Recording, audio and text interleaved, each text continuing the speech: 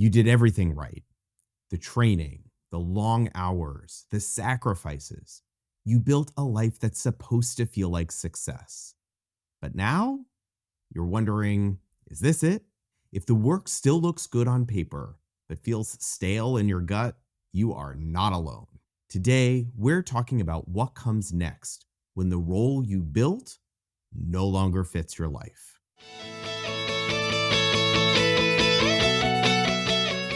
Somewhere between the RVUs, the late night charting, and trying to be everywhere for everyone, you started to lose track of why you're doing all this in the first place. I've been there. I'm Dr. Michael Hersh, and this is the Better Physician Life podcast. If part of you is whispering, I want more, but I don't know where to begin, you're in the right place. Let's figure it out together. Hey there, and welcome back to Better Physician Life. I'm Dr. Michael Hersh, and I'm so glad you're here with me today. So I'm going to start this episode with a quote by George Bernard Shaw, which I think is really fitting. Life isn't about finding yourself. Life is about creating yourself. Today, we are talking about something that might sound a little abstract or even a little woo at first, which is reinvention. And specifically, we're talking about physician reinvention. Now, I get it, but when you cut through the buzzwords, reinvention is actually pretty practical. And for doctors, especially for those of us in the middle of our careers, it's extremely relevant. Because here's the reality. You've been at this for a while. You've done the training, you've handled the call shifts, you've led teams, you've hit all the big milestones. You have built something really solid. But lately, it all starts to feel a little repetitive, maybe a little too routine. Like you're just going through the motions and not really quite sure of what's going to be different. That is when reinvention comes in. Not as some grand, dramatic life overhaul, but really as a way to reassess, to look at where you are now and to start asking some questions like what still fits and maybe more importantly, what doesn't. Reinvention does not mean walking away from clinical medicine. It doesn't mean becoming someone else. It means being honest about who you are today and what kind of life and work actually line up with that. So if you've been practicing for a while, you have followed a lot of structure: medical school, residency, board exams, call schedules, hospital system requirements, metrics, and on. And for a while, that structure can feel stabilizing. It's like a framework that holds everything in place. And for a long time, it probably did. It gave you a sense of progress, maybe even of a little certainty in a career where the day-to-day can feel pretty uncertain. But over time, the structure starts to feel different. And the thing that used to feel solid and reliable starts to feel a little rigid. And the role that once felt like a good fit, it starts to feel like something you're putting on, like you're playing a part that doesn't quite line up anymore. That's usually when the questions start showing up. Not in big dramatic ways, just quietly, maybe on the drive home, or when you're staring at the ceiling at 2 a.m., running through everything that has to get done tomorrow, or wondering again how you're supposed to keep this pace up. You start noticing the disconnect. You're doing everything right, but something still feels off. And then these kinds of questions start to surface. What part of my work still matters to me and what doesn't? Where am I just checking boxes? And what have I been putting up with that I don't have to anymore? What do I actually want my life to look like outside of work? Where am I spending time and energy on things that don't add value to my life, at least not to me? And if I stay on this same track, where does that actually lead? Now, here's the thing. These aren't easy questions. but they're the right ones. And the shift doesn't come from asking them, it comes from being willing to face them. You don't need a full answer. You don't need a 5-year plan. And you don't need to be sure. You just need to stop tuning out, stop powering through for a second, and start paying attention to what's working, to what's not, and to what you've been avoiding, because that's where change starts. And here's the thing, it doesn't have to be a giant leap. Sometimes it's just a small shift, one grounded, intentional decision at a time. You're allowed to want something different. You're allowed to make space for what matters now, not just for what used to matter. And if that thought has crossed your mind lately, you are not alone. It's so easy to assume that questioning things means something's wrong or something's broken, but it absolutely doesn't. Most of the physicians I work with are highly accomplished. They're running practices, leading teams, publishing, teaching, and from the outside, everything looks solid. But underneath, there's often this quiet thought that maybe this chapter is wrapping up. Maybe it's time to figure out what's next. That's not a sign of failure. It's genuinely just a sign that you're paying attention to your needs and your thoughts and what's going on. The harder part is what comes after that awareness. Because most of us are still making choices based on who we were years ago. We stick with jobs because they're what we trained for. We keep patterns that made sense for us when we were in college or medical school or residency. We hold onto roles we didn't exactly choose, be it problem solver, financial provider, the one who's always okay, because that's just how people see us. But what if that version of you isn't accurate anymore? What if the role doesn't quite fit like it used to? What if reinvention isn't about burning everything down, but it's just about letting go of the things that no longer fit? Old assumptions, old roles, even old ideas about success. What if you don't need to keep chasing a version of your career? That's the tension I see a lot. Physicians who are restless but can't quite put their finger on why.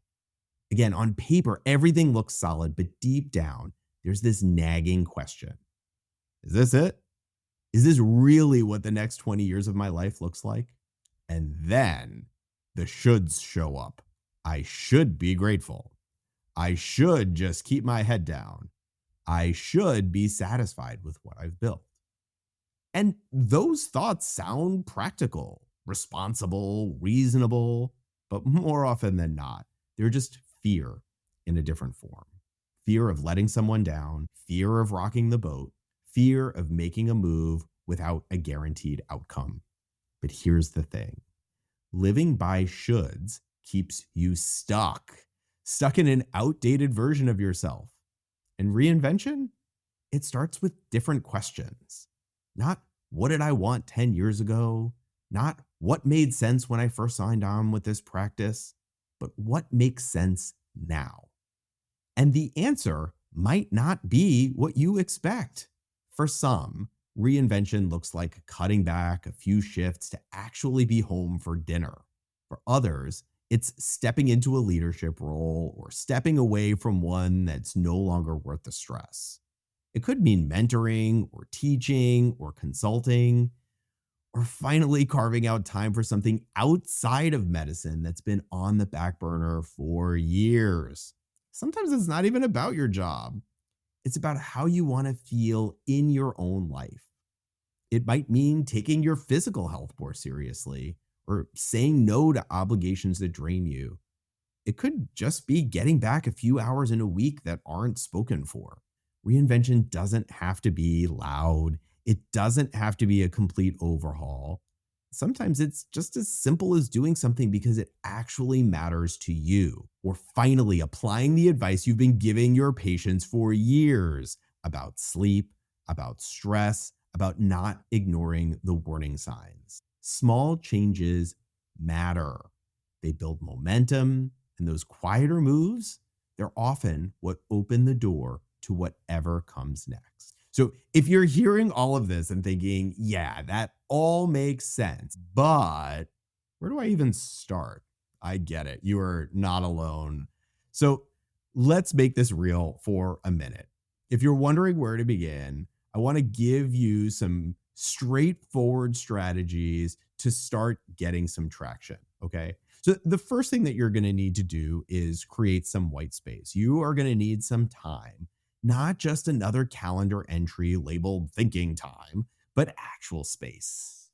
Go for a walk without your phone, step away from the noise, and give your brain a chance to surface something that's buried deep down. Maybe a goal you set aside, an idea that keeps circling, or just a gut feeling you haven't had time to follow. That's where it starts. Then you want to get curious. What do you actually enjoy doing?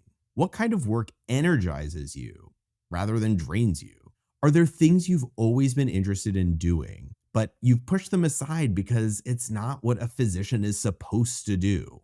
What's something you've always wanted to try, but dismissed it because it wasn't practical or didn't fit your life? That's where you want to start. Next, talk to people.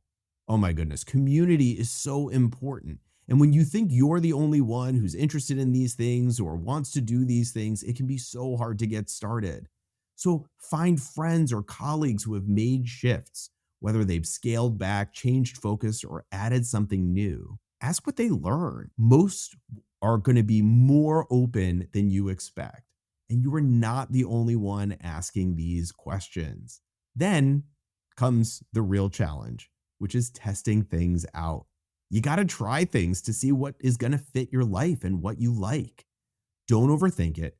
Pick something low risk. A course, a committee, a side project, a new group. Treat it like R&D for your own life. Best case, you find something meaningful that you love. Worst case, you walk away with a decent story and a better understanding of who you are and what you want. And here's the last piece. You don't need to have all of this figured out right now. Not knowing yet, that is not a problem. It's just a part of the process. If you are trying to figure out what's next, but don't know where to start, I actually put together a free guide that might help. It's called The 5 Essential Steps Every Physician Needs to Figure Out What's Next. And you can download it at my website, www.betterphysicianlife.com/what's next. It's a short video and a practical worksheet, nothing fluffy, just something to get you thinking about what you're interested in and what you want your life to look like. These are tools to help you cut through the noise and get clear on what actually matters to you now. One thing that is so important to remember is that reinvention isn't a luxury. It's not just for people with perfect setups or endless free time. It's for any of us who have spent years putting our own priorities last.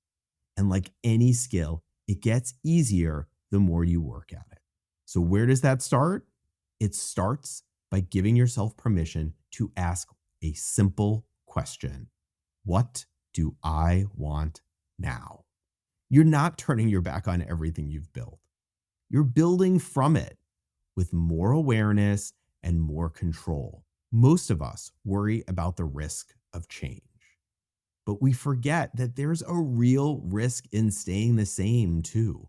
The risk of waking up years from now, realizing you've been stuck in motion, but not actually going anywhere. And that is a really hard place to be. And it is 100% avoidable. Reinvention also brings up something deeper. For a lot of us, being a physician isn't just a job. It's who we are. And when that role starts to feel off or too small, it can be hard to know what to do with that. But that is exactly where this work begins.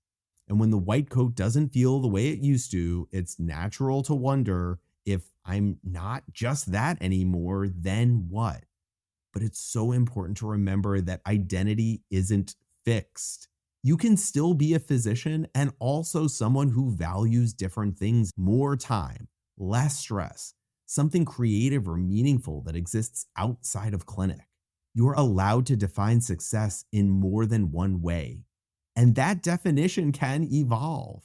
What I've seen is this: when physicians choose to pivot, not because they've hit a wall, but because they're paying attention, they set a powerful example. They show that growth doesn't mean recklessness, it means responsibility. That making space for the future doesn't mean you're disrespecting your past. That shift, it's more than personal.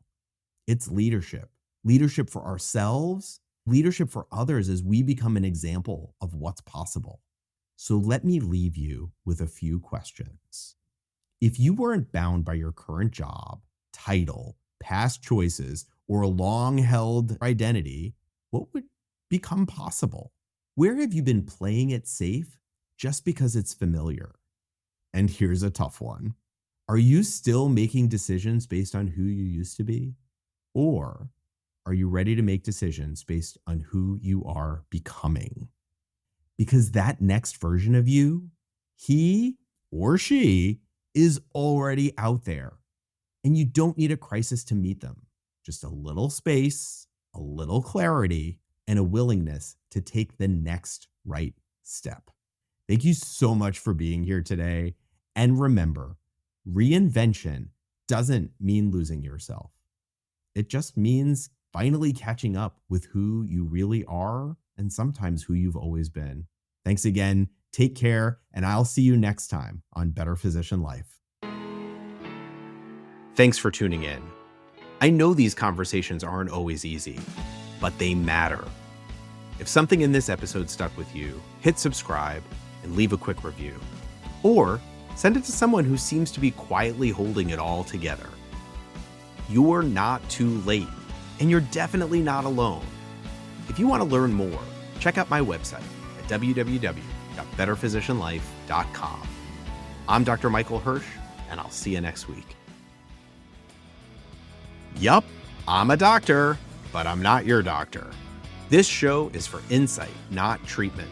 So before you act on anything here, take the time to talk with your own trusted people and professionals who can help you figure out your next best step.